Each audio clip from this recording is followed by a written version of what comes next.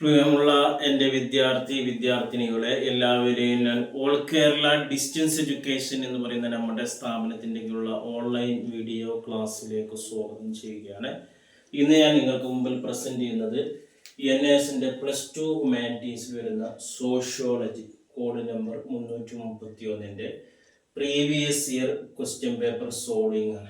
2024 October നടന്ന എക്സാമിൽ വരുന്ന സെക്ഷൻ ബി ക്വസ്റ്റ്യൻ പേപ്പറിലെ സെക്ഷൻ ബിയിൽ വരുന്ന 2 മാർക്കിന്റെ വിവിധ ക്വസ്റ്റ്യൻസും ആൻസറും ആണ് അവതരിപ്പിക്കുന്നത്. എൻ്റെ വീഡിയോ കേൾക്കുന്ന എല്ലാവരും ലൈക്ക് ചെയ്യുക, ഷെയർ ചെയ്യുക, കമൻറ്റ് ചെയ്യുക, സബ്സ്ക്രൈബ് ചെയ്യുക. നമുക്കറിയാം 2024 ന്യൂ സിലബസ് അപ്ഡേഷൻ നടന്ന് ആദ്യത്തെ എക്സാം നടന്നത് 2024 ഏപ്രിലും തുടർന്ന് ഒക്ടോബറിലുമാണ്. മൂന്നാമത്തെ എക്സാമാണ്, മൂന്നാമത്തെ ടൈം എക്സാമാണ് നമുക്ക് 2025 ഏപ്രിലിൽ നടക്കാൻ പോകുന്നത്. ഈ രീതിയിലുള്ള ക്വസ്റ്റ്യൻസ് ആണ് നമ്മൾ 2 മാർക്കിന് പ്രതീക്ഷിക്കേണ്ടത് സെക്ഷൻ ബിയിൽ. പിന്നെ ഓപ്ഷൻ മോഡുകളിൽ നിന്നുള്ള 2 മാർക്കിന്റെയും ഉണ്ടായിരിക്കുന്നതാണ്. കഴിഞ്ഞു പോയ വീഡിയോകളിലൊക്കെ നമ്മൾ 5 മാർക്കിന്റെയും 3 മാർക്കിന്റെയും ഒക്കെ വിവിധ ക്വസ്റ്റ്യൻസ് അവതരിപ്പിച്ചിട്ടുണ്ട്. അതുപോലെ തന്നെ 2024 ഏപ്രിലിലെ ക്വസ്റ്റ്യൻ പേപ്പറും നമ്മൾ സോൾവ് ചെയ്ത് വെച്ചിട്ടുണ്ട്. ഇന്ന് നമ്മൾ ഈ 2 മാർക്കിന്റെ കുറച്ച് ക്വസ്റ്റ്യൻസ് പറഞ്ഞ് അവസാനിപ്പിക്കും. ക്വസ്റ്റ്യൻസ് നമുക്ക് ഇംഗ്ലീഷിലാണ് വരുന്നത്. മലയാളത്തിൽ എക്സാം എഴുതുന്നവർക്കും ഇംഗ്ലീഷിൽ എഴുതുന്നവർക്കും ക്വസ്റ്റ്യൻസ് ഇംഗ്ലീഷിലാണ്. അതുകൊണ്ടാണ് ഞാൻ ബോർഡിൽ ക്വസ്റ്റ്യൻസ് ഇംഗ്ലീഷിൽ എഴുതി അതിന്റെ അർത്ഥം മലയാളത്തിൽ പറഞ്ഞ് ആൻസർ മലയാളത്തിൽ പറയുന്നത്. ഇതേ രീതിയിൽ തന്നെയാണ് നമ്മുടെ ഗൈഡിലും ഉൾപ്പെടുത്തിയിട്ടുള്ളത്. ഫസ്റ്റ് ക്വസ്റ്റ്യൻസ് 26ാമത്തെ questions. What perspectives adopted by the functionalist in data to analysis. സമൂഹത്തെ അനലൈസ് ചെയ്യാൻ വേണ്ടിയിട്ട് എന്ത് പെർസെപ്റ്റീവാണ് എന്ത് ചെയ്തത് ഉപയോഗിച്ചിരുന്നത് എന്നുള്ളതിനെ കുറിച്ചിട്ടാണ് ചെയ്തത്. അതിൽ ആൻസർ 2 മാർക്കിനായതുകൊണ്ട് സമൂഹത്തെ അനലൈസ് ചെയ്യാൻ ഉപയോഗിച്ച പെർസെപ്റ്റീവ് എന്ന് പറഞ്ഞാൽ സൊസൈറ്റി ആസ് എ സിസ്റ്റമാണ്. സമൂഹം എന്ന് പറയുന്നത് ഒരു സിസ്റ്റമാണ്. കാരണം ഒരുപാട് കണക്റ്റഡ് ആയിട്ടുള്ള പാർട്ടുണ്ട്, ബയോളജിക്കൽ ആയിട്ടുള്ള പാർട്സുകളൊക്കെ വരുന്നുണ്ട്. ഹെൽത്ത് ആയിക്കോട്ടെ, ഹ്യൂമന്റെ ബോഡി ബിൽഡിംഗ് ഒക്കെയാണ് അതിൽ വരുന്നത്. പിന്നെ ഇന്റർ കണക്റ്റഡ് ആയിട്ടുള്ള സോഷ്യൽ ഇൻസ്റ്റിറ്റ്യൂഷനും ഇതിൽ വരുന്നുണ്ട്, സൊസൈറ്റിയിൽ വരുന്നുണ്ട്. അതായത് ഫാമിലി, എഡ്യൂക്കേഷൻ, റിലീജിയൻസ്, ഗവൺമെന്റ്, പിന്നെ social functions, social stability and solidarity, ഇതൊക്കെയാണ് ഇതിൽ വരുന്നത്. 2 മാർക്കിനാകുമ്പോൾ ഷോർട്ട് പാരഗ്രാഫ് മതി. ഇനി 27ാമത്തെ ചോദ്യം, how is hypergamy different from hypogamy. ഹൈപ്പർഗമിയും ഹൈപ്പോഗമിയും തമ്മിലുള്ള വ്യത്യാസം എന്തൊക്കെയാണെന്നുള്ളതാണ് 12ാമത്തെ ചാപ്റ്റർ. ഏകദേശം നമ്മുടെ മാരേജിന്റെ വിവാഹവുമായി ബന്ധപ്പെട്ട ഒരു ചാപ്റ്റർ വരുന്നത്. അതിലാണ് വരുന്നത്. ഗൈഡിൽ നമുക്ക് 58ാമത്തെ പേജിൽ പറയുന്നുണ്ട് ഹൈപ്പോഗമിയും ഹൈപ്പർഗമി. ഹൈപ്പർഗമി എന്ന് പറയുമ്പോൾ അതിന് വേറെ പേര് പറയുന്നുണ്ട്, അനുലോമ. ഹൈപ്പർഗമി എന്ന് പറഞ്ഞാൽ ഉയർന്ന ജാതിക്കാരനായ പുരുഷൻ താഴ്ന്ന ജാതിക്കാരിയായ സ്ത്രീയെ വിവാഹം ചെയ്യുന്ന രീതിയാണ് മിശ്രജാതി വിവാഹം എന്ന് പറയുന്നത്. ഈ വിവാഹം സമൂഹത്തിലെ ബ്രാഹ്മണർക്കും ക്ഷത്രിയർക്കും വൈശ്യർക്കുമാണ് അനുവദിച്ചിട്ടുള്ളത്. ഉയർന്ന ജാതിയായ പുരുഷൻ, താഴ്ന്ന ജാതിയായ സ്ത്രീ. പിന്നെ ഹൈപ്പോഗമി എന്ന് പറഞ്ഞാൽ പ്രാറ്റിലോമ്യ വിവാഹമാണ്, പ്രതിലോമ വിവാഹമാണ്. ഈ പ്രതിലോമ മിശ്ര വിവാഹം താഴ്ന്ന ജാതിയിലെ പുരുഷന് ഉയർന്ന ജാതിയിലെ സ്ത്രീയെ വിവാഹം കഴിക്കുന്നു. ഇത്തരം വിവാഹങ്ങളൊന്നും എന്ത് ചെയ്യുന്നില്ല, പ്രോത്സാഹിപ്പിക്കുന്നില്ല എന്നുള്ളതാണ്. ഇനി 28ാമത്, discuss how does Karl Marx understand ruling class and service. Karl Marx ഈ ഭരണവർഗവും സേവന വിഭാഗവും എങ്ങനെയാണോ ഇതാക്കിയത്. മാർക്സിസത്തിന്റെ പ്രധാനപ്പെട്ട വക്താവാണ് അദ്ദേഹം. മുതലാളി വർഗത്തെ ഒരു വിഭാഗവും തൊഴിലാളി വർഗം, സർവീസ് ക്ലാസ് എന്ന് പറയുന്നത് തൊഴിലാളിയാണ്. ഈ ഭരണവർഗം എന്ന് പറയുന്നത് മുതലാളി വർഗമാണ്. മുതലാളി വർഗമാണ് അവിടെ ഭരിക്കുന്നത്.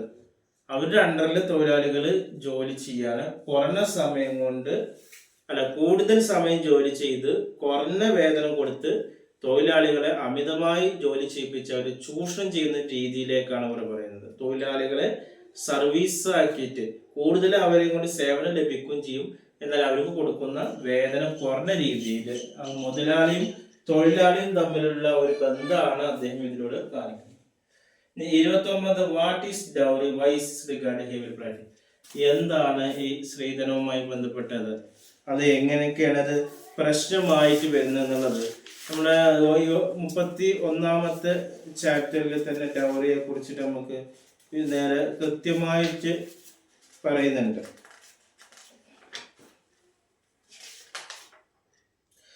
Problem of other deprived section എന്ന് പറയുന്ന ചാപ്റ്ററിൽ.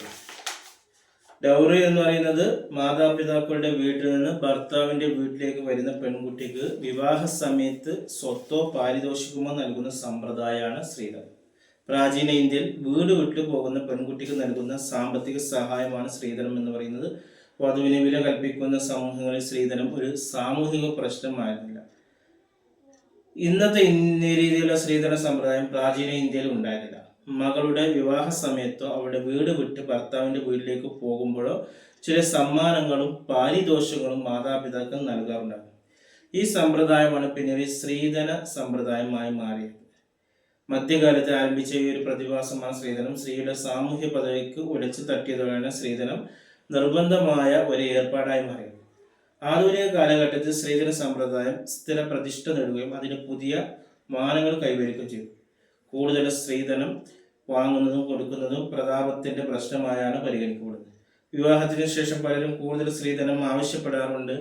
ഇത്തരം പ്രശ്നങ്ങൾ സ്ത്രീ പീഡനത്തിനും കാരണമായി തീരാറുണ്ട്. വരന്റെ ഗ്രഹത്തിൽ വെച്ചാണ് സാധാരണയായി സ്ത്രീധന മരണങ്ങൾ സംഭവിക്കുന്നത്. ഇത്തരം കേസുകൾ പലതും തെളിവില്ലാത്തതിന്റെ പേരിൽ കുറ്റവാളികൾ രക്ഷപ്പെടാറാണ് പതിവ്. 1956 ഹിന്ദു പിന്തുടർച്ചാവകാശ നിയമമനുസരിച്ച് പെൺകുട്ടികൾക്ക് അവരുടെ മാതാപിതാക്കളുടെ സ്വത്തിന്റെ ഓഹരി ലഭിക്കാൻ അവകാശം നിയമപരമായുണ്ട്. ഇനി അടുത്തത് 30. Highlight the rule of public opinion as A agency of social. ഈ പബ്ലിക് പൊതുജനാഭിപ്രായം എന്ന് പറയുന്നത് ഈ സാമൂഹിക നിയന്ത്രണത്തിന്റെ ഒരു ഏജൻസി ആയിട്ട് എങ്ങനെ പ്രവർത്തിക്കുന്നുണ്ട് എന്നുള്ളതാണ്. ഇത് സോഷ്യൽ കൺട്രോൾ എന്ന് പറയുന്ന ഒരു ചാപ്റ്റർ നമുക്ക് വരുന്നുണ്ട്. 20ാമത്തെ ചാപ്റ്ററാണ്. ആ social control agencies of public opinion എന്ന് പറയുന്നുണ്ട്. അല്ല, ഏജൻസീസ് ഓഫ് സോഷ്യൽ കൺട്രോളിൽ വരുന്നതാണ് പബ്ലിക് ഒപ്പീനിയൻ. പൊതുജനാഭിപ്രായം അവരുടെ സാധാരണ ജീവിതത്തിൽ ചിന്തിക്കുന്നതിനെയാണ് പൊതുജനാഭിപ്രായം എന്ന് പറയുന്നത്. ഓരോ വ്യക്തികളും പൊതുജനാഭിപ്രായത്തിന് അനുസൃതമായി സമൂഹത്തിന് പെരുമാറാൻ ശ്രമിക്കുന്നു. അതിനാൽ പൊതുജനാഭിപ്രായത്തിന് വ്യക്തികളുടെ മേൽ അല്ലെങ്കിൽ സമൂഹത്തിന്റെ മേൽ സ്വാധീനം ചെലുത്താൻ കഴിയുമെന്നതാണ്. 30. What is corruption mentions some of the manifestation of corruption value. എന്താണ് ഈ അഴിമതി? നമ്മുടെ ഡെയിലി ലൈഫിൽ ഇങ്ങനെയുള്ള സംഭവങ്ങൾ ഏതൊക്കെയെന്നാണ് ചോദിക്കുന്നത്. കാരണം അഴിമതി എന്ന് പറയുന്നത് പബ്ലിക് പ്രോപ്പർട്ടിയൊക്കെ തെറ്റായ രീതിയിൽ വിനിയോഗിക്കാം. അത് ഗവൺമെന്റ് ആയിക്കോട്ടെ, നോൺ ഗവൺമെന്റ് ആയിട്ടുള്ള പ്രോപ്പർട്ടികൾ അത് നിയമവിരുദ്ധമായിട്ട്, ഇല്ലീഗലായിട്ട്, അൺഫെയർ ആയിട്ട്, റോങ് ആയിട്ട് നമ്മളത് എന്ത് ചെയ്യുന്നുണ്ട്, ആ പബ്ലിക് റിസോഴ്സസ് യൂട്ടിലൈസ് ചെയ്യുന്നതിനെയാണ് എന്ന് പറയുന്നത് കറപ്ഷൻ എന്ന് പറയുന്നുണ്ട്. ഓക്കെ, അതുമൂലം പൊതുജനങ്ങൾക്ക് ഒരുപാട് നഷ്ടങ്ങൾ വരുന്നുണ്ട്. അവരെ പറ്റിക്കുന്ന രീതിയിൽ ഗവൺമെന്റ് ഒരുപാട് ലാഭം ഇതിലൂടെയൊക്കെ എന്ത് ചെയ്യുന്നുണ്ട്, കൊയ്തെടുക്കുകയാണ് ചെയ്തത്. Last, what is poverty, how is literacy contribute. ഈ ഹൗസ് ഇല്ലിറ്ററേറ്റ് ഇല്ലിറ്ററസി എന്ന് പറഞ്ഞാൽ നിരക്ഷരത എങ്ങനെയാണ് പോവർട്ടി ഉണ്ടാകുന്നത്. പോവർട്ടി എന്ന് പറയുന്നത് ദാരിദ്ര്യമാണ്. ദാരിദ്ര്യം എന്ന് പറയുന്നത് എന്താണ്, ഒരു വ്യക്തിയുടെ സാമ്പത്തിക സ്ഥിതി താഴ്ന്നു പോകുന്ന ഒരു അവസ്ഥയാണ് എന്ന് പറയുന്നത്. നിലവിലുള്ള സാമ്പത്തിക സ്ഥിതി താഴ്ന്നു പോകുക, അവന്റെ അടിസ്ഥാന ആവശ്യങ്ങൾ നിറവേറ്റാൻ പറ്റാത്ത ഒരു കണ്ടീഷനിലേക്ക് പോകുന്നതാണ് ദാരിദ്ര്യം എന്ന് പറയുന്നത്. ഇവരുടെ നിരക്ഷരത ദാരിദ്ര്യത്തിന് കാരണമാണ്. നിരക്ഷരത എന്നാൽ എഴുതാനും വായിക്കാനും അറിയാത്ത ആളുകൾക്ക്, അവർക്ക് എന്ന് പറയുന്നത് ഉയർന്ന മേഖലകളിലോ സേവന മേഖലകളിലോ വ്യവസായ മേഖലകളിലോ ജോലി ചെയ്യാൻ പറ്റുന്നില്ല. കൂടുതൽ അവർ ഈ കാർഷിക മേഖലയിൽ മാത്രം ഒതുങ്ങി നിൽക്കുകയാണ് ചെയ്യുന്നത്. അപ്പോൾ ഉയർന്ന മേഖലയിലേക്ക് പോകാതെ പല ആളുകൾ കടക്കണിയിലൂടെയും അതിലൂടെയൊക്കെ ദാരിദ്ര്യം മൂലമൊക്കെ എന്ത് ചെയ്തിട്ടുണ്ട്, മരണം മടിയുന്നുണ്ട് എന്നുള്ളതാണ് പറയുന്നത്. ഓക്കെ, ഇത്രയാണ് വരുന്നത്. ഇനി തുടർന്നുള്ള എല്ലാ വിഷയങ്ങളുടെയും ക്വസ്റ്റ്യൻ പേപ്പർ സോൾവിംഗ് ലഭിക്കാൻ നമ്മുടെ ചാനൽ നിങ്ങൾ സബ്സ്ക്രൈബ് ചെയ്യുക. അഡ്മിഷൻ സംബന്ധമായ കാര്യങ്ങൾക്ക് 1 മാസം കൊണ്ട്, 2 മാസം കൊണ്ട്, 3 മാസം കൊണ്ട്, 6 മാസം കൊണ്ട് SSLC +2 ഇന്ത്യയിലെ മുഴുവൻ സ്റ്റേറ്റുകളിൽ നമ്മൾ നൽകുന്നുണ്ട്.